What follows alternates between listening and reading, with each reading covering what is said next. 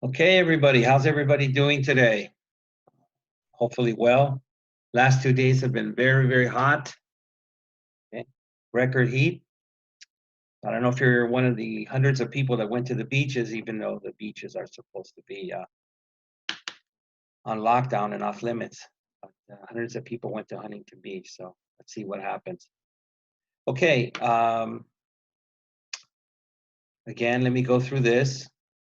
We are in History 101. Okay, so school code, class code, HIS 101.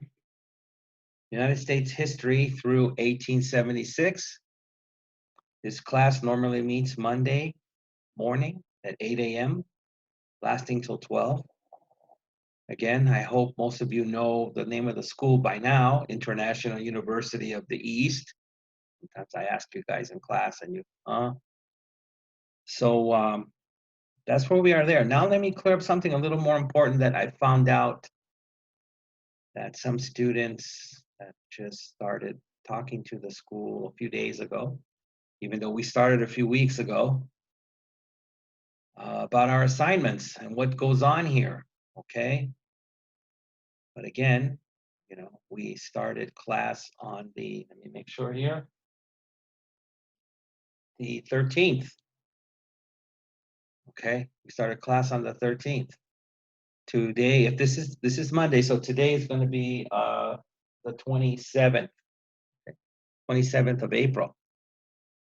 Okay, and like I said, just a few days ago, some students appeared with well, we don't know what's going on, right? A couple of weeks later. So realize you're going to be seeing this on Monday, 27th, okay? Again, I'm not writing the questions in this lecture just to exercise my wrist, right? This class is just like the class you had with me at the school. Most of you have been with me for many quarters now. So you have to answer those questions, right? Just because we're doing this on Zoom to give you an opportunity doesn't mean that you don't have to answer the questions, because in my class, they will appear on the midterm, and we will have a midterm and a final, okay? So here's how that deadline is going to go for attendance, okay? Today's Monday, the 27th. I will give you every week until the Thursday to turn it in. And again, it's already been stated from the office, you will turn it in by sending me emails, right? So send it in the email. If it comes on the Friday, right? If it comes on the Friday, it's late, and you will get a late. If you send it to me on the weekend, Saturday and Sunday, you're absent, because I have to prepare for the class that'll start 2 days later, the new theme. So again, today is Monday. You have all the way until Thursday, and you can replay the lecture as much as you want to answer the questions.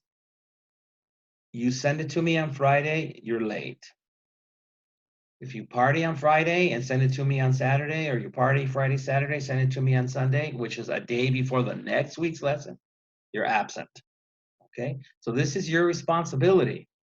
Otherwise, if you didn't have this responsibility, technically you didn't even have to watch the lecture or do anything. You'd probably fail the midterm, but I'm sure you care about your grades. So again, I had to state that because, like I said, if students were really worried what to do, then on the 13th, when you had the first lesson, I would have received emails on the 13th. Well, what do we do? But I'm pretty sure the office told you what you needed to do.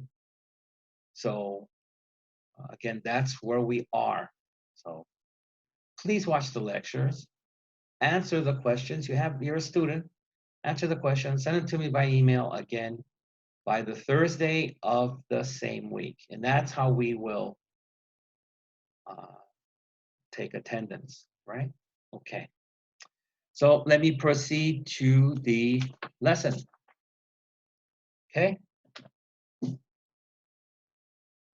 So today's lecture, we're going to go into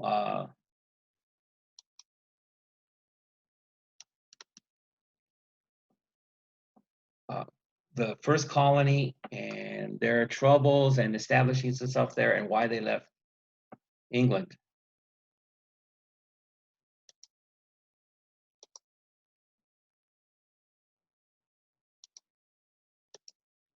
Okay, so again, you see this week 3, folks.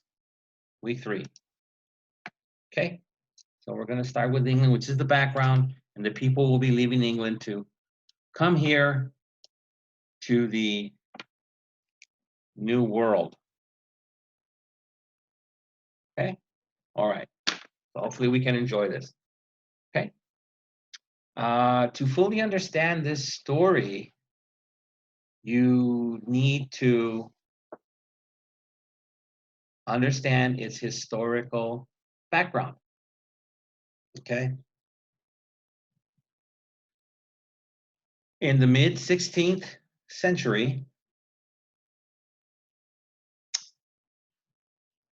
King Henry VIII had broken away from the Roman Catholicism to establish the Anglican Church.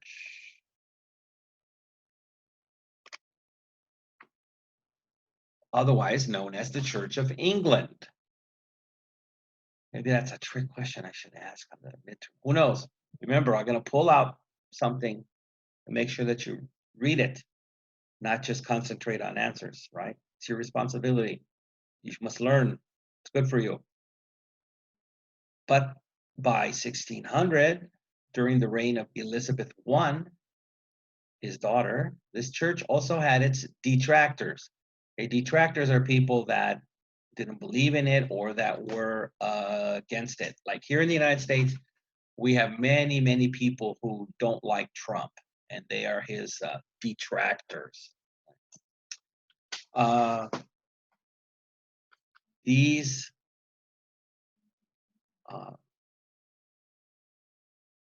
performists or reformers felt that the Church of England still resembled the Catholic Church too closely for comfort, which means they were uncomfortable and it was just too much like the Catholic Church.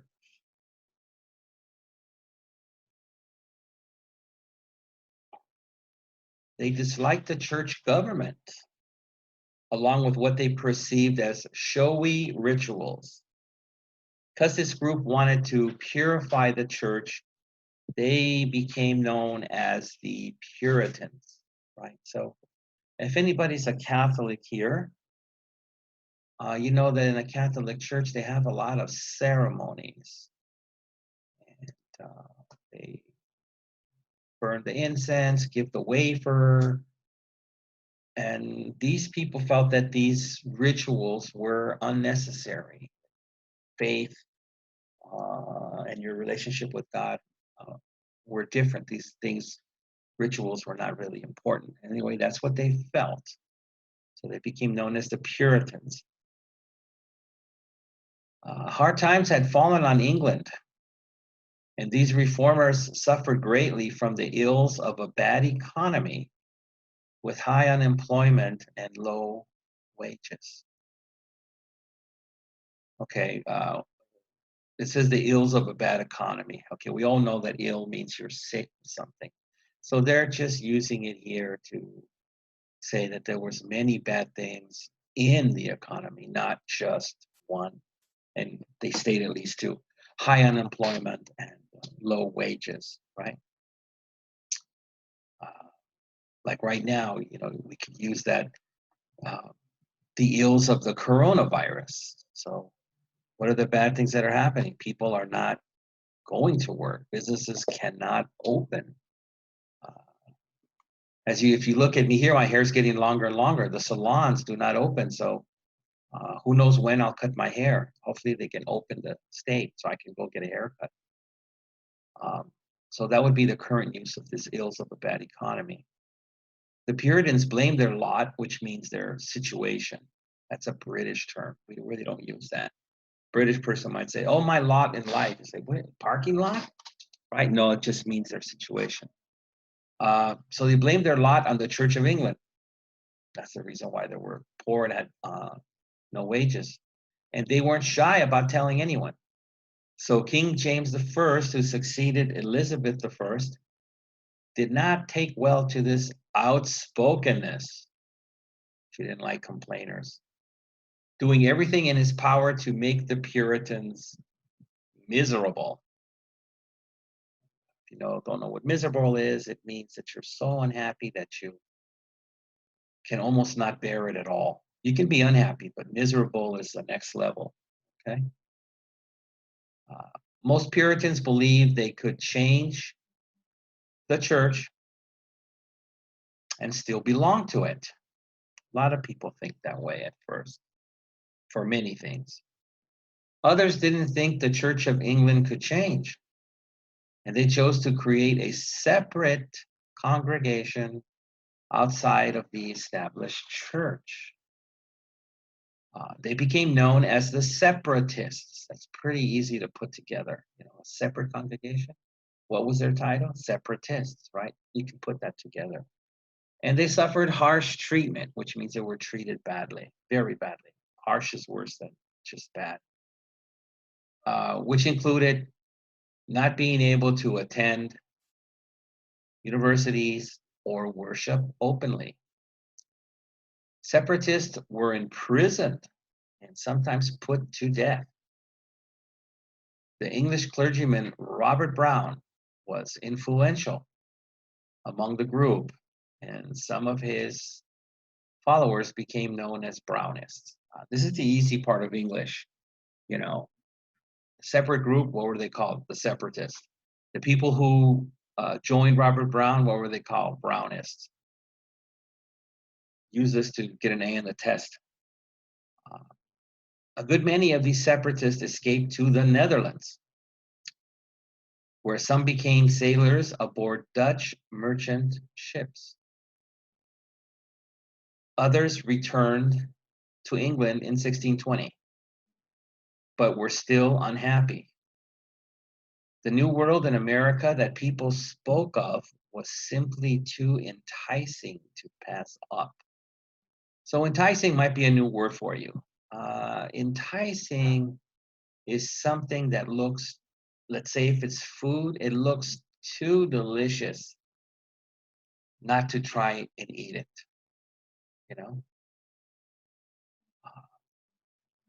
They describe some ladies as looking too enticing that a man has to go up to the lady and ask her for a date. She's just so pretty, you can't let that opportunity pass. So something enticing is, can be a situation too. If suddenly they said, hey, they asked one of my guys here,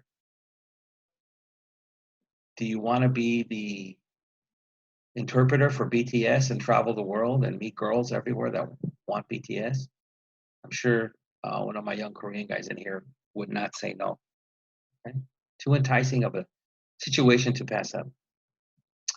So continuing, in a new land, the separatists could worship as they pleased, create a truly religious society, and yet retain their English identity.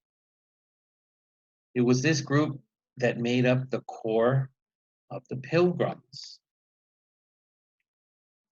Okay, so I've reached the bottom of 23. So let me give you the questions for 23. Okay, I don't want to jump ahead here. So let me put this aside. Okay, so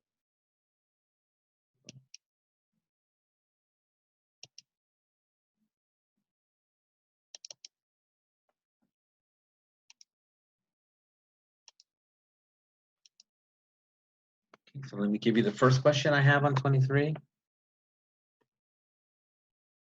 Again, straightforward questions that will give you easy, quick knowledge so that you can remember even better than an American student who has forgotten all their U.S. history since high school.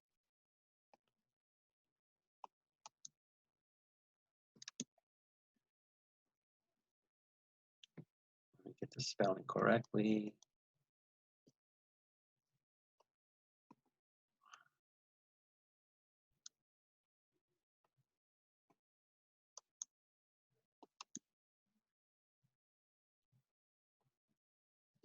Okay.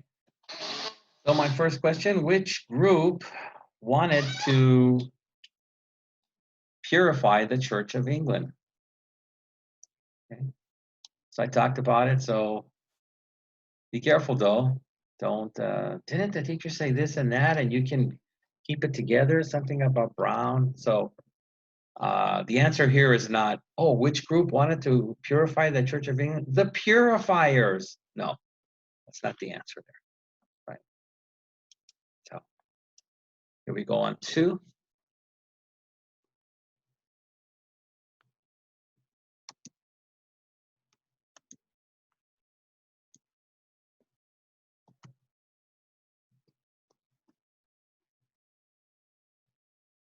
Okay, 2. Who were the separatists? So hopefully I won't get a funny guy in here like maybe Temujin that's gonna tell me later. Oh, the separatists, the teacher, they were our #1 band in Ulaanbaatar in 2005. So I'm not looking for musical bands here. We're doing U.S. history through 1876. So there you go. Okay. Question 3, final question on this page.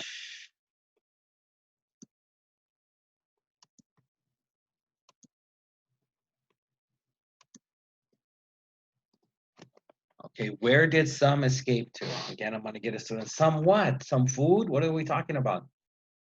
You know, the prior question, who were the separatists? So that's what we're having a continuation with.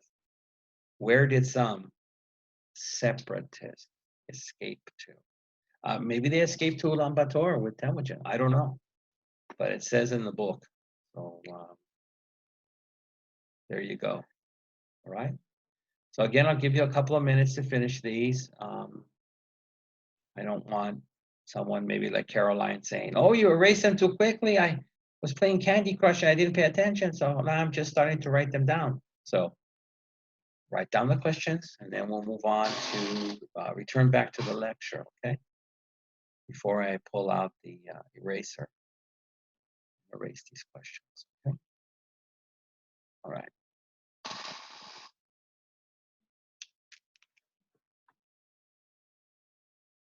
Okay, so I think it's time to pull out the eraser. The dreaded eraser. Okay, here we go on 1. Sayonara. Here we go on 2. Awakeo. Here we go on 3. Dos vidania. Okay.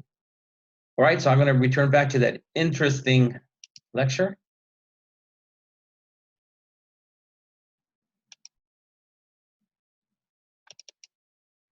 Okay, so I have come down to the bottom here. I ought to match it correctly.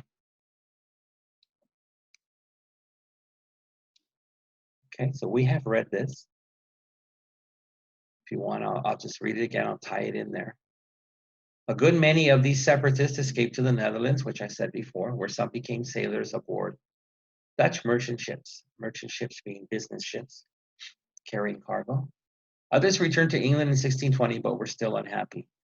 The new world in America that people spoke of was simply too enticing to pass up, like a delicious ice cream in the summertime. In a new land, the separatists could worship as they pleased, create a truly religious society, and yet retain their English identity. It was this group that made up the core or the main part of the Pilgrims. So let me proceed to the next page. Okay.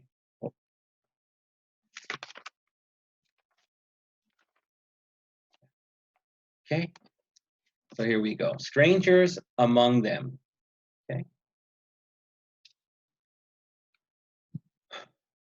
Planning their voyage, the Pilgrims recruited a number of others to join them. Apparently, 80 strangers who weren't separatists or Puritans decided to sail as well, but not for religious freedom. They sought better lives, adventure, shipboard jobs, and of course, great wealth. Among these men were Captain Miles Standish and John Alden. The group, to set sail on 2 ships, had obtained a charter to settle in the Virginia colony. These ships, the Speedwell and the Mayflower, were outfitted for their Atlantic crossings. Twice during the summer months they set sail, and twice they returned to England on account of the Speedwell, which means that was the reason. It was not a good ship. It wasn't exactly a seaworthy vessel. So the Mayflower headed out alone, sailing from Plymouth, England in September 1620. Were any of you students alive in 1620? Anybody? No? Just me? Okay. A long time ago. Since this is 2020, that's 400 years ago. So a little older than your harmony there, right? So the Mayflower spent 2 months crossing an angry Atlantic Ocean. Okay, that ocean wasn't exactly angry, but it was stormy. That's what they mean, a lot of storms. To make matters worse, the maps the Pilgrims used weren't all that trustworthy, so they weren't the highest quality maps. Especially at this time, most of the open ocean and land masses were not known, so people were guessing.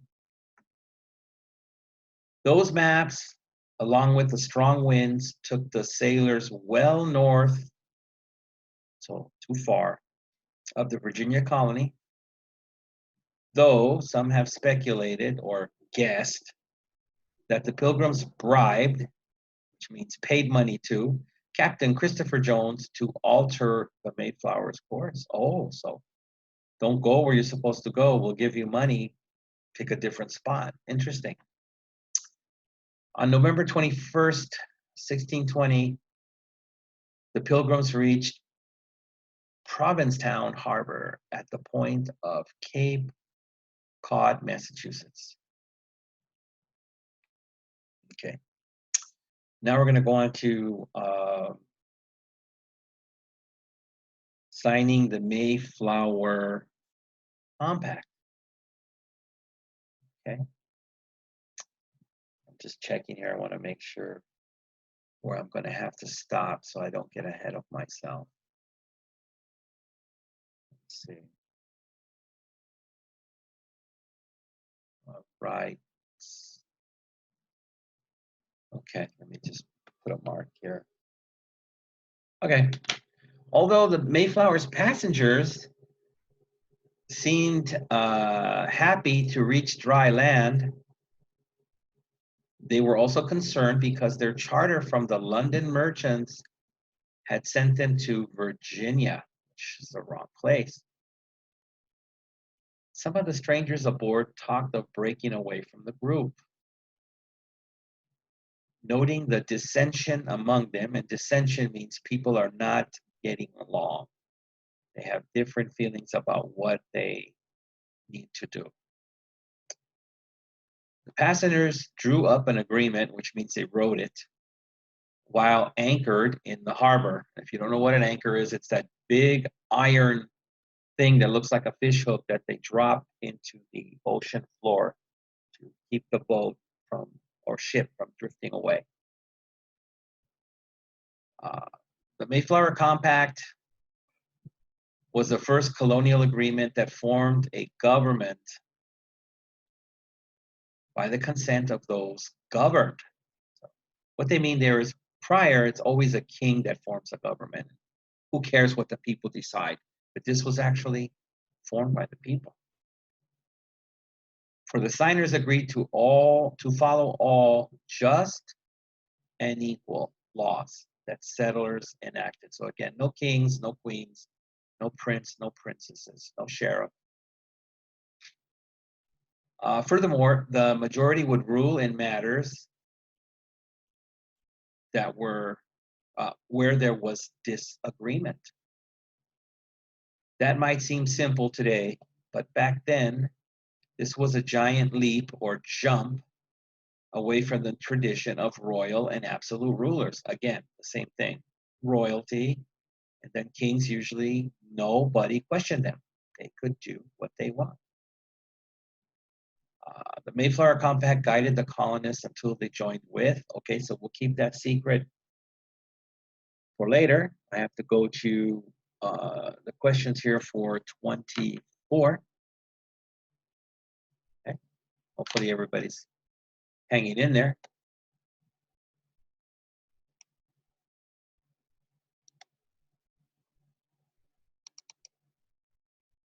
Okay. All right, so here is question 5.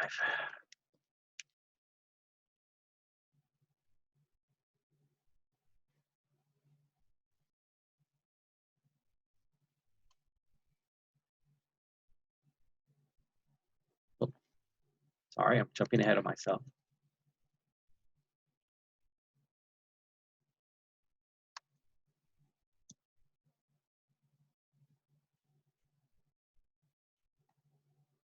Okay, who were the Pilgrims?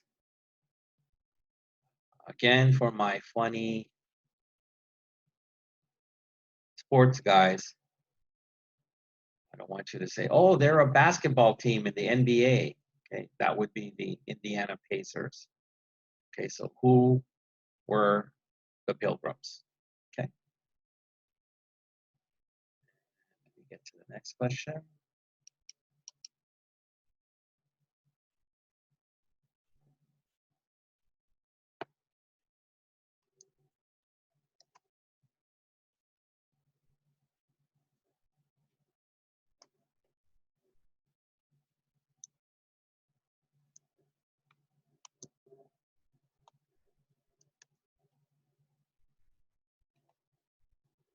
Okay, which ships, or I'm sorry, let me correct this.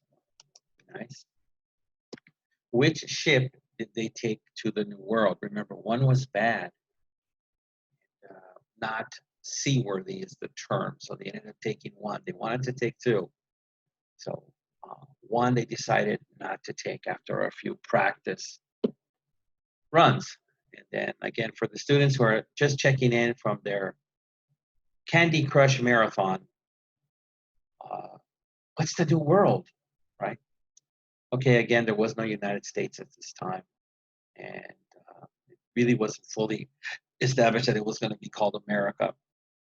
So for these Europeans that had not been there, it was just named at the time the New World. Right? That's what they named it. Okay. Okay. So again, I'm giving you easy, straightforward questions that will give you quick answers or should give you quick answers.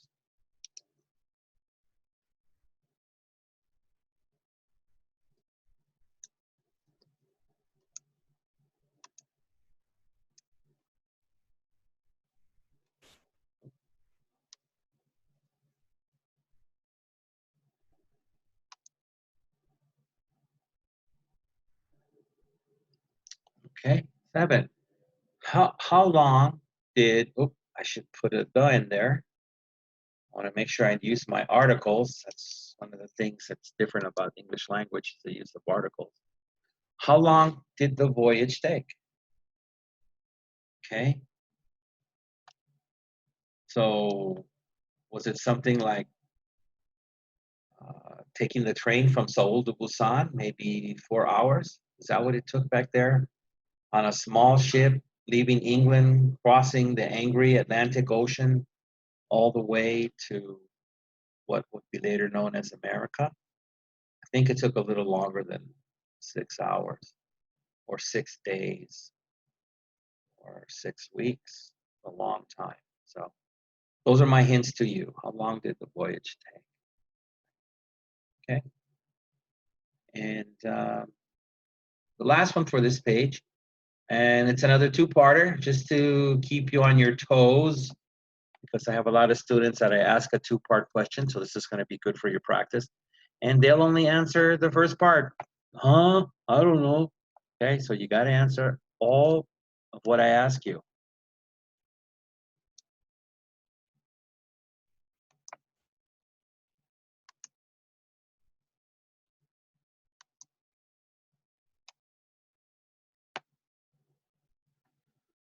Okay, so the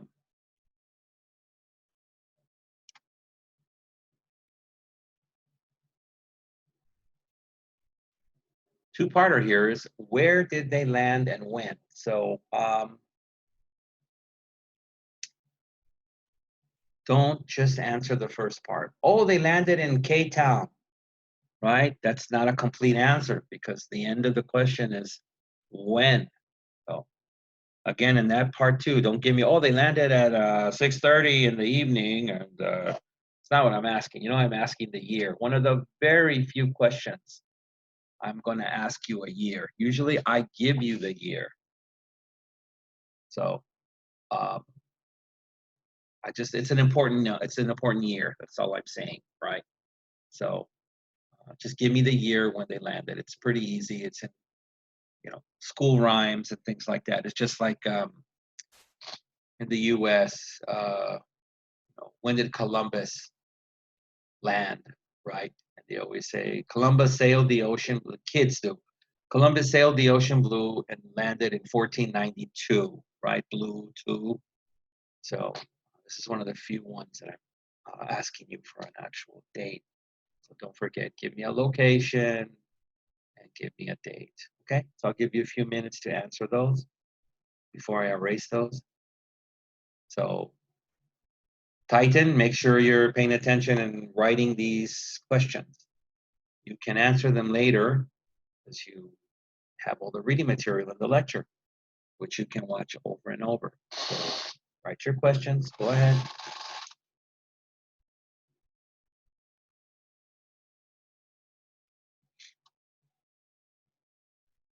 Okay,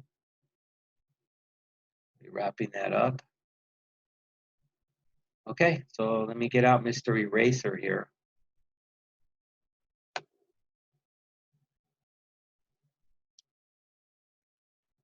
going to 5, saying adios. Going to 6, saying bye-bye. Going to 7, arrivederci.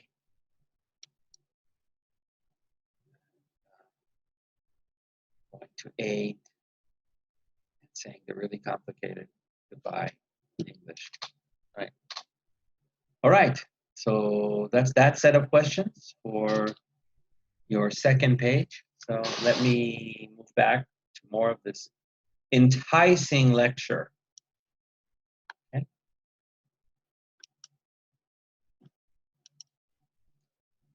Okay, so we finished the bottom of the signing the Mayflower Compact. So let me move on to the next page. Okay, so again, the little snippet there, the Massachusetts Bay Colony in 1691. So I didn't ask you that date, don't worry. That one's not as important as the one when the Pilgrims actually landed. And if you go there, there is a monument there at the spot where they landed, and it has the date on there. So again, for your sightseeing enjoyment, you'll be educated before you go. So continuing, Native American aid at Plymouth Colony. So aid means help. You will see what kind of help the Native Americans gave and did for the new colonists, because they, personally, they would have died if the Native Americans did not help them. They were not really strong people for the element, meaning the winter, and did not have a knowledge of building or farming. So the Indians really saved their life, the Native Americans. So we proceed here. When the Pilgrims established Plymouth Colony, they chose this site for its farm fields, its supply of fresh drinking water, which is very important. They probably had some wells in the area, and the hill that enabled them to build a fort. If you remember, I talked about a fort earlier as being a large, usually that's for an army, but they built a big compound These were built by tall trees, and so they could protect them, and it was big enough to have weapons and things in case they were attacked. A fort protects all the homes inside, whereas just your home by itself is an easy victim, so to speak. But by early 1621, the Pilgrims were cold, hungry, and sick. They had arrived too late to plant crops.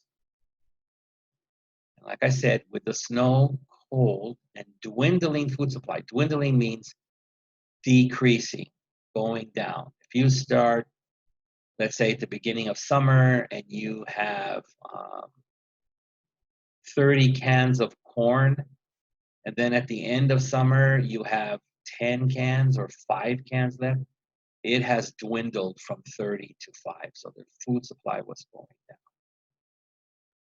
And as many as half of the colonists had already died. So it was looking pretty bad there. They were not going to survive unless, we'll get to that now, the hope of spring kept them going. So did a surprise in the form of a Native American named Samoset, who entered their settlement speaking English. That's pretty strange. I don't know. But he'll tell you why. I don't know if that's true. Samoset said he'd heard them speaking, and just by listening, he learned their language. I don't know if I believe that. Probably met somebody that was with the Dutch that spoke English. But I don't know, maybe he's just a genius for language. And evidently, he saw the Pilgrims' need. So that's the important part. He saw that they were in need. They needed help. Soon he brought Squanto, who was his friend, another Native American friend, and part of the tribe that had lived at Plymouth before the colonists' arrival, to serve as their guide, teaching them how to survive with new methods of farming and fishing. Right? So this is the aid that they gave them, that they could survive by. Farming and planting their own food and learning how the natives fished, right? Whatever they were doing was not sufficient. I get questions about this word tribe. It's a little difficult to explain, again, to folks that come from a monoculture, mono meaning singular culture, and many times like a singular blood. So traditionally that's been the case, like for Korean people or Japanese people. I can't say the same in China because China has maybe 56 groups that are not considered part of the dominant Han Chinese. So they're called ethnic minorities. So these people would belong to different tribes. So you could say they're Asian, right? But not Han Chinese. So that has not been the case in Japan, unless you talk about the really small group of the Ainu and the Hokkaido, right? So Korea's always been one blood. So there's no tribes of different people, at least historically, living in Korea. But in the Americas, you had many, many different Indian people. So they weren't the same. They belonged to different groups or tribes. The Mohawk were not the Apache, and the Apache were not the Comanche. The Comanche were not the Hopi. Yes, they were all Indian, but they were different tribes, different languages, different customs. So that's what they mean by the tribe with Squanto and Samoset. Okay. Continuing, the Pilgrims learned to plant corn, fertilize their fields, and prosper in other ways as well. A lot of times students ask me, what is fertilize? Okay, so different countries do it differently. So It's those special ingredients you put in the ground to help the plants or vegetables grow. Traditionally in the United States, that special thing that we put in the ground has been animals number two. Okay? Number two. Or as the Koreans say, dong, right? So that's traditionally what we use in the States, the animals, number two. I had a friend that was in the army and he got stationed in Germany. First time that he was off the American base eating American foods, he got some fresh vegetables in some city in Germany and he got sick. And he spent a lot of time in the restroom. And he was curious, why did this happen? I didn't have any greasy food. I had vegetables. But Germany, their fertilizer traditionally is human dung and or number two, and he was not used to that. From what I know here, the tribe at this time that Samoset and Squanto belonged to, they use a lot of dead fish as fertilizer. So that's what fertilizer means. So they learn to plant corn, fertilize the fields, and prosper, or means grow in a positive way. Okay.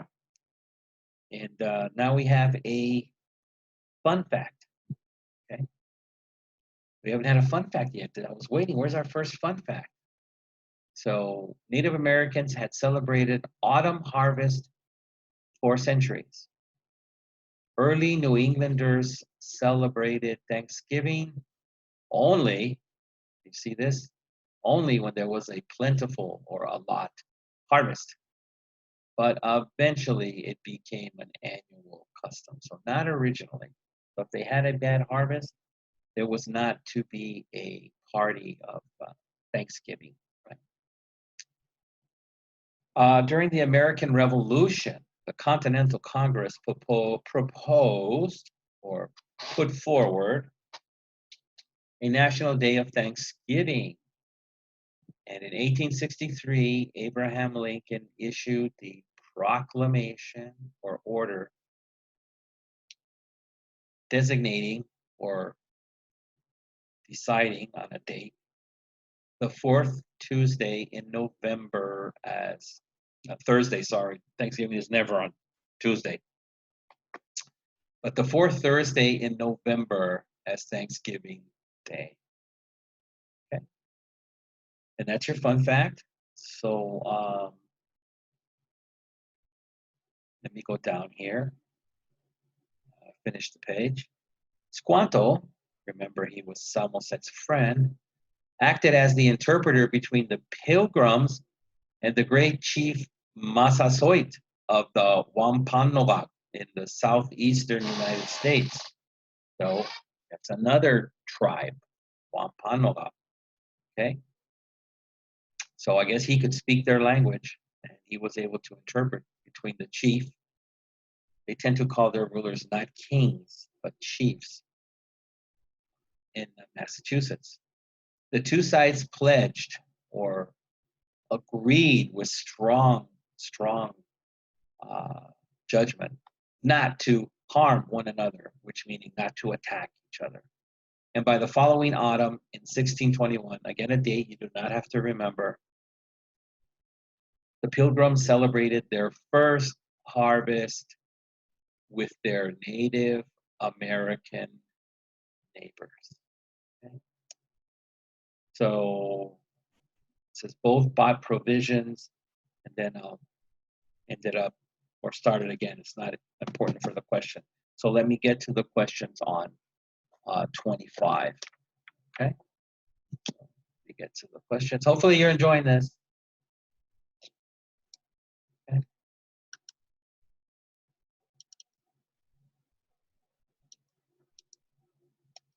Okay. So here we go. Again, simple, straightforward stuff.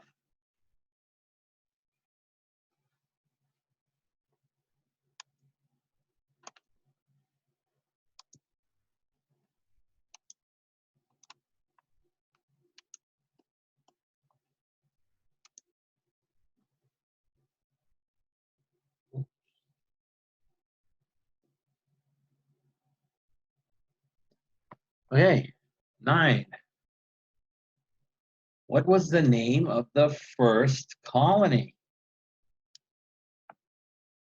Okay, that shouldn't be hard to find. Again, from my funny guys, you know, don't tell me something like, well, it's America, so first colony was Disneyland? No. Okay. You should be able to find it there. It's not a too long of a word. Okay.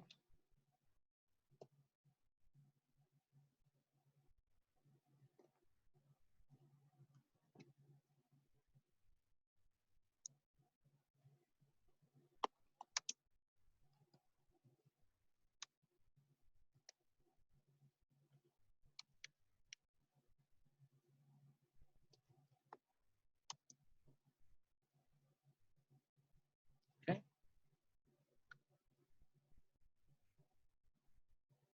Which native persons helped them? So be careful. This is also a practice for you for the test. I have students that don't look at the S on persons, which makes that plural. Anything plural is 2 or more people. They'll just read it as one. Which native person, and then you'll put down the one I talked about the most. But there's actually 2 or 3 or 4. There's more than one. And one of them, again, the last one we talked about served as an interpreter. So, and luckily for you, on this page 25, there's only 2 questions. How exciting. Wow. So I'll give you the time right now to finish those. Right? No, actually, yeah, 25. Right. You only get 2. I'm being too kind here. Right? But we did have a fun fact there, so that's why. I usually don't ask anything out of a fun fact. Okay. All right. So hopefully Titan is finishing this, or Tal is finishing this. I know Inky finished this already. She's so fast. Okay. Let me pull out the eraser again. Pull it out from my back pocket. That's where it is. Okay, so we're going to say adieu to number 9. And number 10, see you later, alligator. Okay? And I just can't wait to get back to that enticing lecture.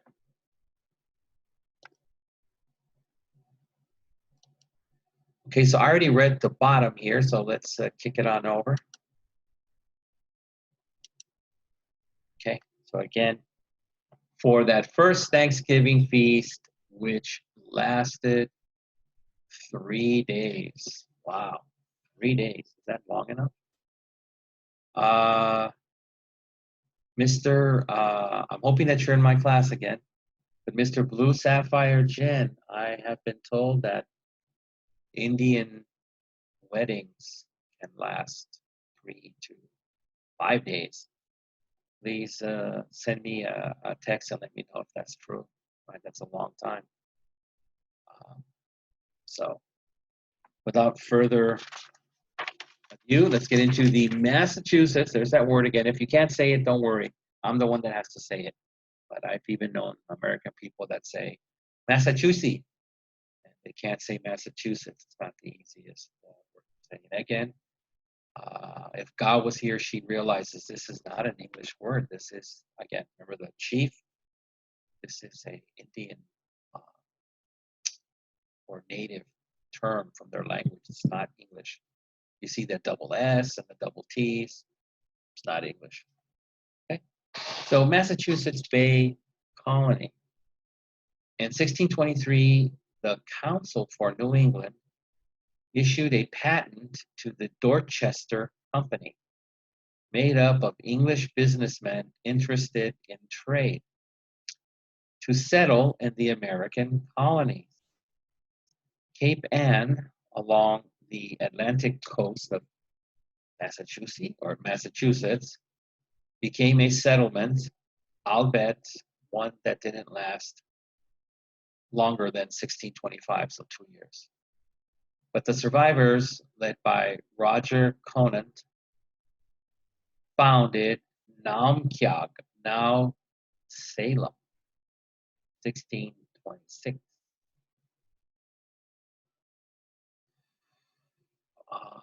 Again, albeit means, even though. You see that once in a blue moon, you'll see that word. Okay. And then founded means that when you go to an area and say, this is the name of the city, right? And we're going to name it this. So, continuing during this time period, there were further settlements. And again, if we haven't gone over that, settlements is where a group of people decide to live and settle. During this time period, there were further settlements around Massachusetts, including the town of Mount Wollaston, now Quincy. So you see they start moving out these native names and giving them these English-British names. Wessagusset, again, double S's. So now Weymouth. This is a Weymouth. I think it's a port in England. And Nantasket. I guess they didn't want to change that one.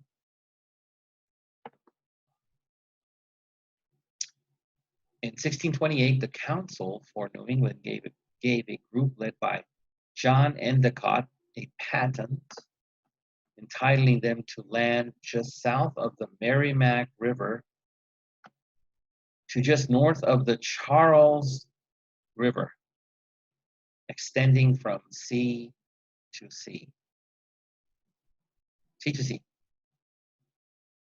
This large group of English Puritans settled on the shores of Massachusetts Bay between 1629 and 1640. Again, you don't have to remember these dates. Maybe I'm being too kind. Maybe I should throw some more dates in there.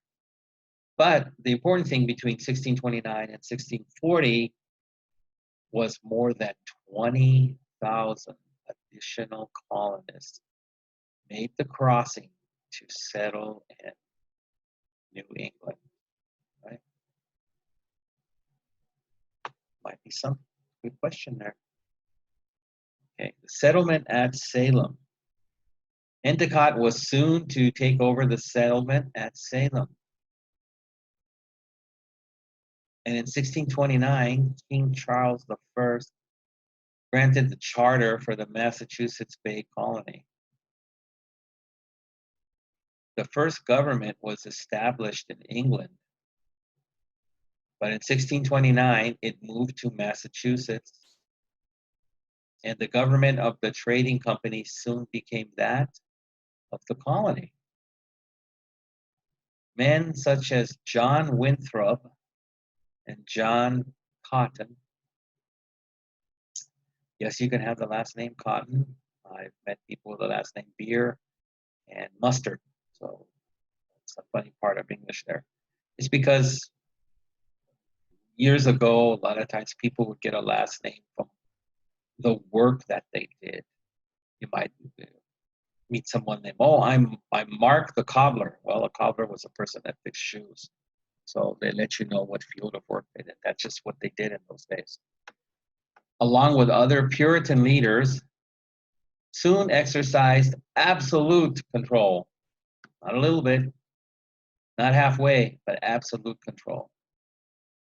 Succeeding in their attempts to create a religious purpose for the colony they've founded.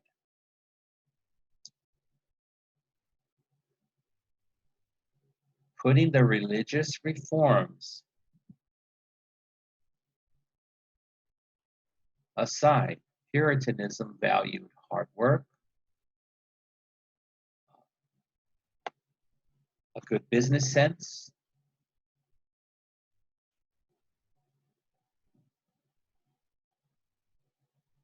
and the need for education. Over time, these traits became to represent what America was all about, at least in the past. Now things are changing. People don't have these kind of values anymore as a whole.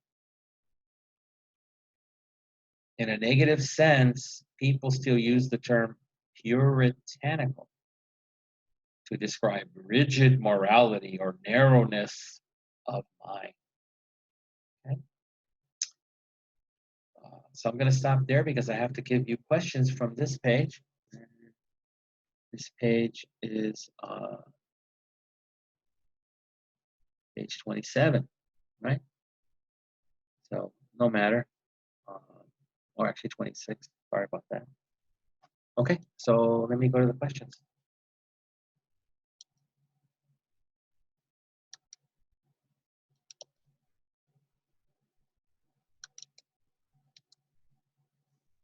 Okay, so our first question here, as you'll see,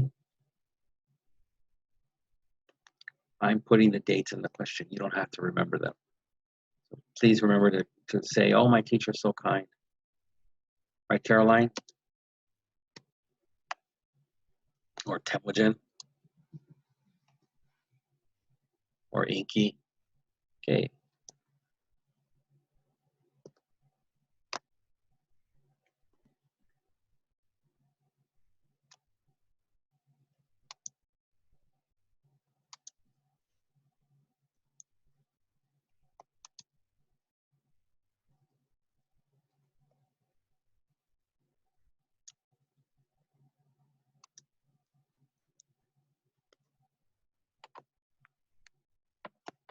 Okay, question 11. Between 1629 and 1640, 11 years.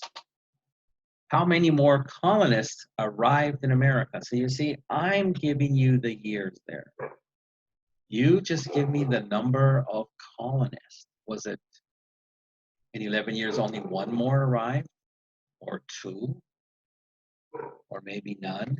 So I stated it there in the reading. So just give me the number. I have given you the dates.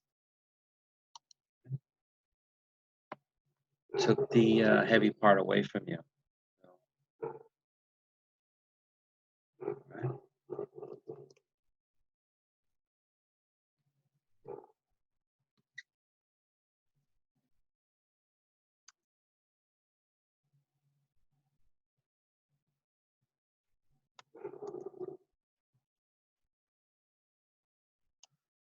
Okay, 12. King Charles I granted what? Remember, kings grant things. So if you've been following along and paying attention, you know who King Charles was. If you haven't, then of course you're going to say, well, who was King Charles? What are we talking about? Which country? Was it Charlie Brown? No, it's not Charlie Brown. So I'm not asking you who he was here. I'm just saying, what did he grant? So again, in relation to the colonists. Okay, very important. Okay, so here we go. We just finished off our reading at the bottom of the page here, giving you a hint. We just talked about this, so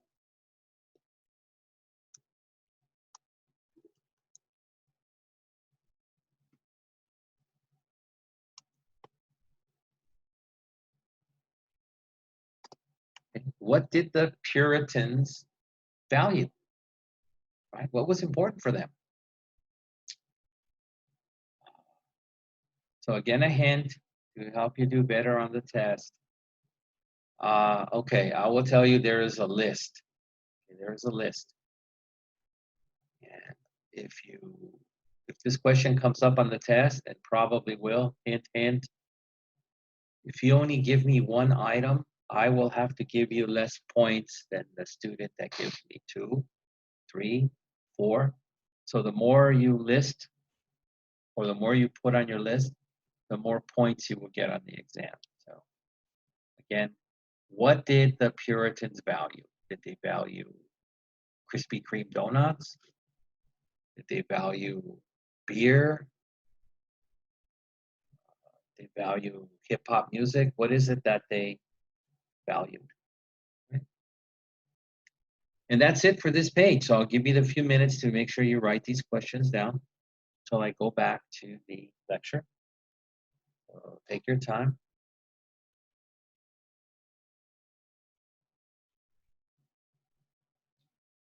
And that means you, Mr. San Francisco, if you're in my class this quarter.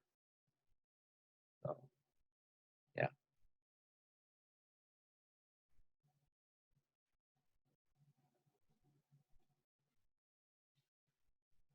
Okay, so I guess I'll pull out the eraser.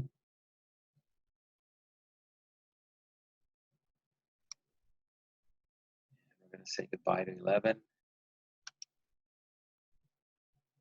goodbye to 12, goodbye to 13. Maybe return to this exciting reading. Okay, so I read to the bottom, and then we have to continue. Okay, the role of religion in the colony or colonial life.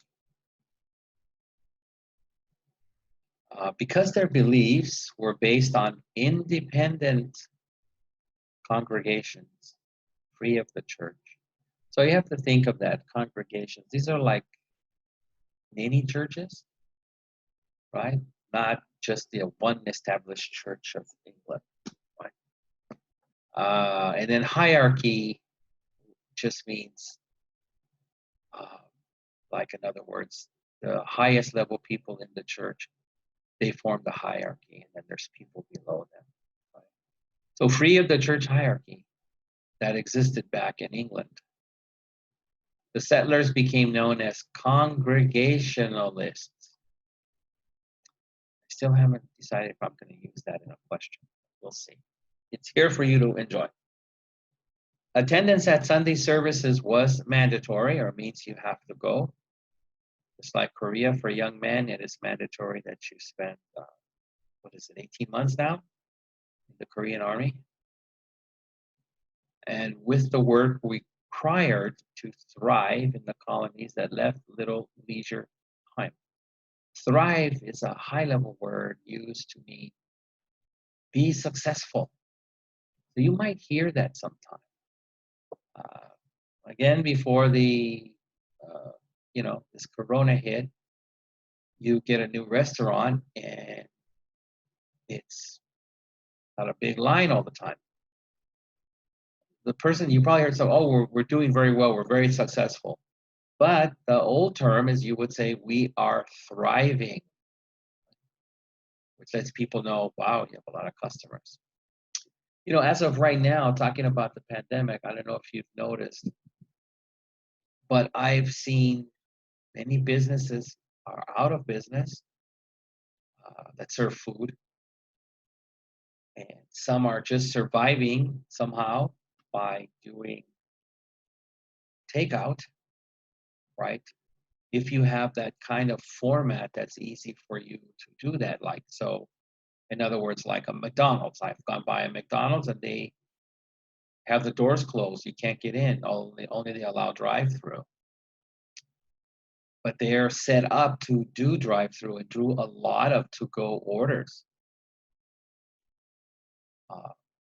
But there's two places that I've seen that are, I don't know, it doesn't matter the city, but when I see these places, they're just, the car line is in the street. And one of them is In-N-Out Burger. I don't think they're suffering at all during this supposed lockdown. And another one that's fascinating is Starbucks drive-throughs. I mean, they have cars from inside the parking lot, outside in the street, all the way down to the freeway. So these two businesses are thriving during this Corona pandemic. So that's the best examples I could give you for thriving. So again, as we continue for these poor, as you will see, kind of a boring lifestyle here, just a lot of religion. There was no dancing, no real recreation, which means like no sports. Ironically, life was reminiscent or reminded them of times past. The punishment for any crime committed was harsh. Okay, there's a bad punishment, but when it's harsh, it's even worse. And those who spoke out against the puritanical, remember puritanical, Puritans, dictates or orders were persecuted or were held accountable by the law, and usually bad things happened to them. That's why they were persecuted. Indeed, the Puritans proved to be as intolerant as the king they fled or ran away from. In 1636, Thomas Hooker led more than 100 settlers from Massachusetts to Connecticut to escape what was perceived or thought of as the harsh rule of the Puritans. So they became just as tough as the tough king they ran away from in England, and people ran away from them, from Massachusetts to Connecticut. Continuing, this is another fun fact. The Quakers were banished from the colony when they dared to disagree. Oh my God. And others fled for religious and economic reasons to establish other New England towns. Among them was Roger Williams, a Puritan minister. So you can think of a minister like a pastor, who founded a settlement around 1635 that became the colony of Rhode Island. I will not be asking you, when did Rhode Island become a colony? You have to remember 1635. You don't have to worry about that date. From 1629 to 1660, the Massachusetts Bay colonists were pretty much independent of English control. Remember that, independent. Because the English Parliament or government and the king had their own power struggle, so they were fighting amongst themselves and too busy to worry about the Massachusetts Bay colonists. Lucky for them. But you know, that time never lasts. Elder colonists used the financial muscle power to influence adjacent settlements or other settlements that are across from each other. And in turn, the Massachusetts Bay Colony dominated proceedings of the New England Confederation, a military alliance the colonists had formed to stave off, which means to fight, attacks by Native Americans and Dutch settlers.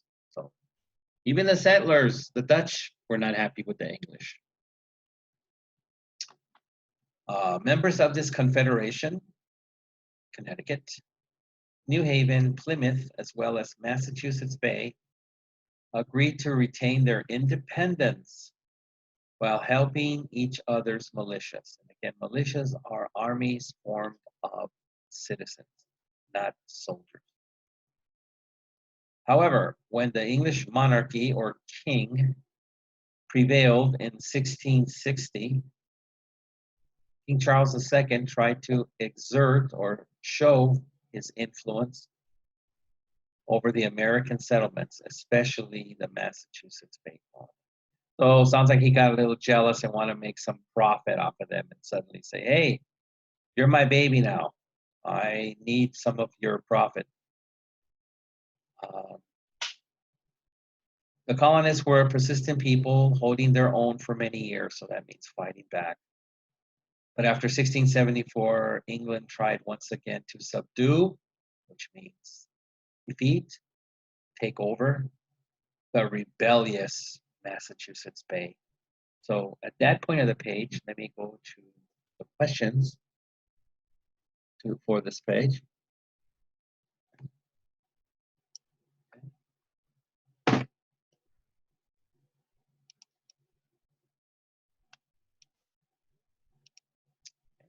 And on this page, luckily, we only have 2 questions. It sounds exciting. Okay.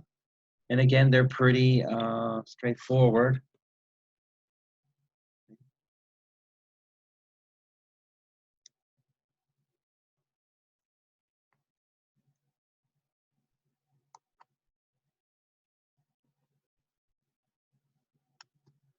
Okay, so who sometimes attack them? Again, if you've just woken up or just decided to pay attention to the lecture, who was them? What are we talking about? Well, we haven't stopped talking about the Massachusetts Bay Colony. So who sometimes attacked them? And what does who mean?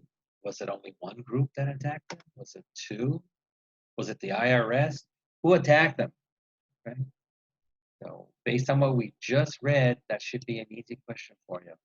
Okay. And remember, I said sometimes it wasn't a constant thing. And there's a difference between this question and the one I'm going to do now. So don't be confused.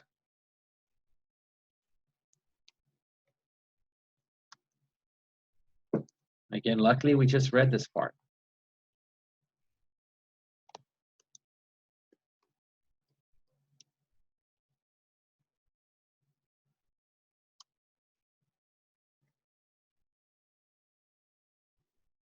Okay, so look at this again. I'm giving you the dates. I'm not asking you for the date. Who tried to subdue the colony in 1674? So again, the difference between these two questions is, the first one, sometimes a group or certain groups attack them, low-level attacks, nothing too heavy. But when you talk about subduing in the following question, that means actually taking over, killing enough people that you control the whole fort, not the other one where they just attack to make trouble or steal something on a small amount like food or ammunition. But subdue is try to take over. Right? So who did it in 1674? You don't supply the date, I supply the date. So take your time. There's only two here. Answer it. Maybe Paul or Ma needs a little more time. I don't know. But answer these two. We're winding down now, getting close to the end, so I'm sure everyone's going to be happy with that. Unless you want me to, I'll add 3 more pages if you want, and 10 more questions if you'd like that. I can do it. It's very easy. I'm very kind. I can do that. Okay, so let's get these 2 questions out of here. 14 is bye-bye. 15 is bye-bye. And go back to the lecture. And this will be, just letting you know, our last page for the lecture. Yay! Everybody get excited. Even Ken. Okay.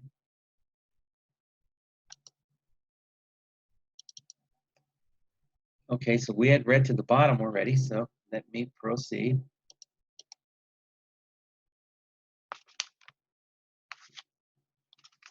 Okay, this is our last page, and look, it's a short one. I feel so bad. Let me make some more pages for you, more questions. Will you let me do that? No? Okay, I was trying to be kind. Okay. All right, so colonists charging or accusing that they had been violated, which means, you broke the law. The Navigation Acts, navigation meaning with the ships traveling from England to the New World, among other misdeeds, or we're talking like you're dealing with the LAPD, other crimes. Maybe Ken has committed too many crimes, I don't know, in Seattle. In 1684, England revoked or took back the Massachusetts Bay Colony's charter. And in 1691, 7 years later, the colony was granted a new royal charter that essentially ended the form of government the Puritans had created. So that government, if you remember, they were going to be of the people and for the people. The king said, that's crap. That doesn't exist anymore. You belong to the king and England. Not good stuff. The right to elect representatives was now based on the property qualifications rather than the church membership.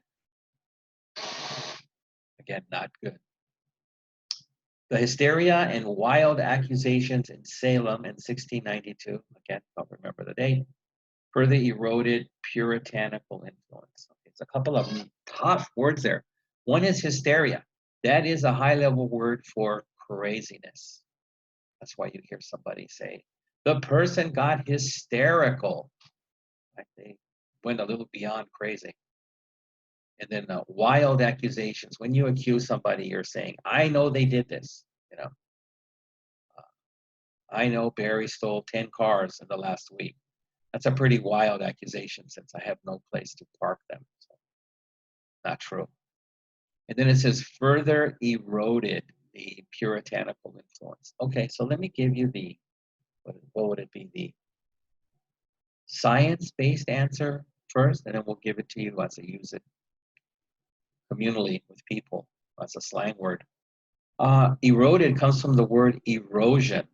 So let's say, you know, whatever country you come from, you have some famous people, and most countries have constructed or built some statues for these famous people.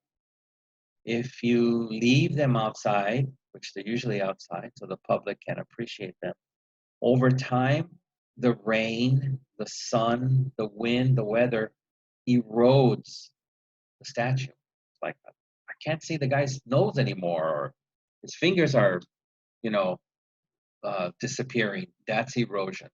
So here they're stating that these acts by the King Charles and the England further eroded or just like erased them, took them away, the puritanical influence, and just have the laws of England, which is not what the colonists wanted. Okay. And our very last part for the day, life in New England. Okay. Even with a royal governor, again, royalty, the king put a governor there to watch them. Colonists already got an early taste of independence.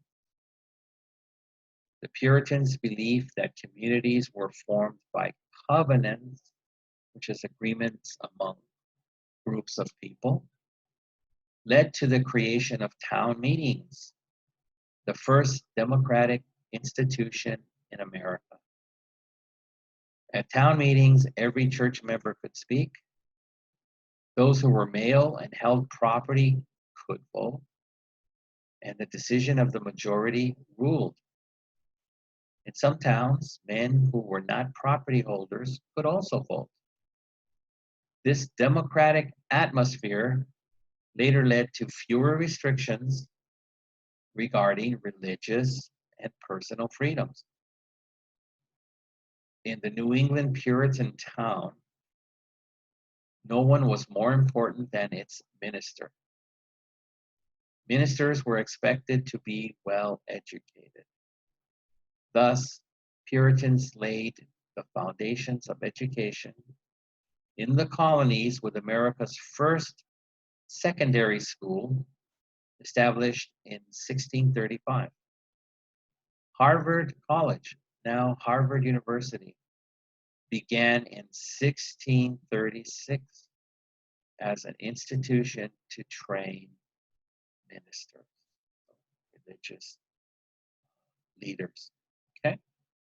All right. So that stuff was pretty straightforward. I don't think I have to go into any vocab there. Plus, I'm sure all the students are itching for me to end this recording. So let me give you the last two questions for the day, and we are done. Okay.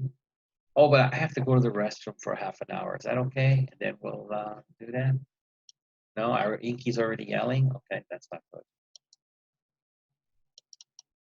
Oh, let me see. I'm maybe gonna take a nap. I don't know. Okay. All right.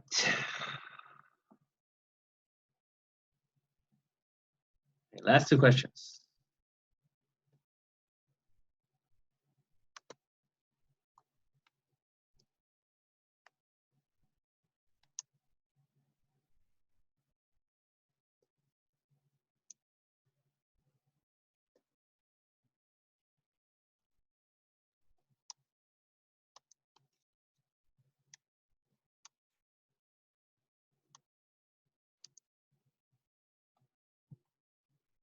Okay. So the first question, and again, okay, I took it away. I guess I got too excited and I knocked it. So hold on, let me get back. Yay, I kept the question. Okay. The colonies town meetings were the first of what in America? Okay, so these represent the initial or first of something that later became very common in what later became America, right? So just read this, so it should be fresh in your mind. So let me get to the last question before Tal starts screaming, I want to go. I miss Temujin.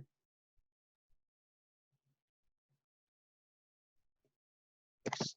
It got kicked off again. Oh, these things are so sensitive. Oh my.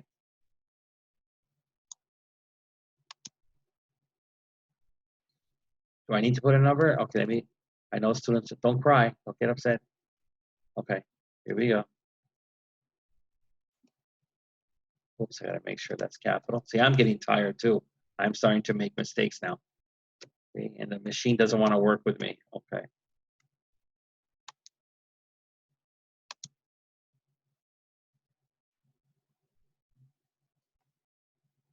See, there you go. That's a sure sign.